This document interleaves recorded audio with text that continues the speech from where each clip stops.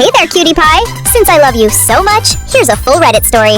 Enjoy, Pookie! Until next time, skull out! What's the funniest way you've outsmarted a teacher? My English teacher, Mrs. Trask, had this brutal policy where if you turned in a late essay, she'd read it aloud to the class while marking every mistake with a red pen in real time. She called it public editing, and it was absolutely humiliating. This woman was savage. Gray bob haircut that never moved, reading glasses on a chain that she'd dramatically lower when disappointed, and she genuinely enjoyed watching students squirm. She'd stand at the front of the room like a literary executioner, holding your paper like evidence of your failures. The process was methodical torture. She'd pause dramatically at each error, circle it with theatrical flair, and ask the class, "Can anyone fix this disaster?" Then she'd wait for the awkward silence before moving on to the next mistake. She kept a running tally of errors on the board, and by the end, your classmates knew exactly how many times you'd failed. Mrs. Trask had perfected this system over 15 years of teaching. She had a special red pen that she claimed was blessed by the grammar gods, and she'd hold it like a weapon. The worst part was how she'd make you stand next to her while she read, so everyone could see your face as she tore your work apart sentence by sentence. I was notorious for procrastination, and she'd been waiting to destroy me all semester. Every time I barely made a deadline, she'd give me this look that said, "Next time, you're mine." My friends called me the king of last-minute assignments. I'd written essays in study hall during lunch, even between classes. When I inevitably missed the deadline for our Shakespeare essay, she was practically giddy with anticipation. She'd been dropping hints all week about how she couldn't wait for Friday's special presentation. "Ladies and gentlemen," she announced Friday morning with obvious glee, "Mr. Collins has finally given us the opportunity we've been waiting for. Please bring your masterpiece to the front for our editing session." The class went silent. Everyone knew what was about to happen. My friend Zach shot me a sympathetic look while Leah actually whispered, "I'm sorry," under her breath. Mrs. Trask was already uncapping her red pen like a surgeon preparing for operation. But here's what she didn't know. I'd written the essay entirely in iambic pentameter. Every single sentence followed Shakespeare's exact rhythm pattern, but it was disguised to look like a normal, analytical essay. I'd spent 3 days crafting it after missing the original deadline. As she started reading aloud, something felt off to her. The words flowed too smoothly, with an odd rhythm she couldn't place. "In Hamlet's world of darkness and despair, the prince must choose between action and prayer." She paused, confused. Why did that sound so musical? Kids started noticing the weird rhythm. Billy began tapping his pencil along to the beat. Julia was quietly mouthing along. Dante, who usually slept through English, was suddenly paying attention. By the third paragraph, someone whispered, "Wait, is he rapping?" The whisper spread through the classroom like wildfire. Students were exchanging glances, trying not to smile as they caught on. Mrs. Trask kept reading, getting more confused as the class began subtly nodding along to the beat. "The ghost appears with vengeance on his mind, while Hamlet seeks the truth that he must find." She looked up suspiciously, but couldn't figure out what was happening. The breakthrough moment came when she reached my analysis of Ophelia. Poor Ophelia's madness stems from love's cruel game, while Hamlet's feigned insanity brings him fame. Half the class was now grinning openly, and someone actually snapped their fingers. When she reached my conclusion, "Thus ends my tale of Hamlet's tragic fate. Perhaps next time I'll turn my work in straight," the entire class burst into spontaneous applause. Mrs. Trask stood there, paper trembling in her hands, finally understanding what had just happened. She stared at the essay, then at me, then back at the essay. Did you write this entire 5-page analysis as a poem?" "You said we needed to write about Shakespeare's literary techniques," I replied innocently. "I thought I'd demonstrate my understanding by using them." The class was barely containing their laughter. Mrs. Trask looked desperately for errors to mark, but every line was grammatically perfect and academically sound. "This is," she started, then stopped. "This is actually quite impressive." She had to give me an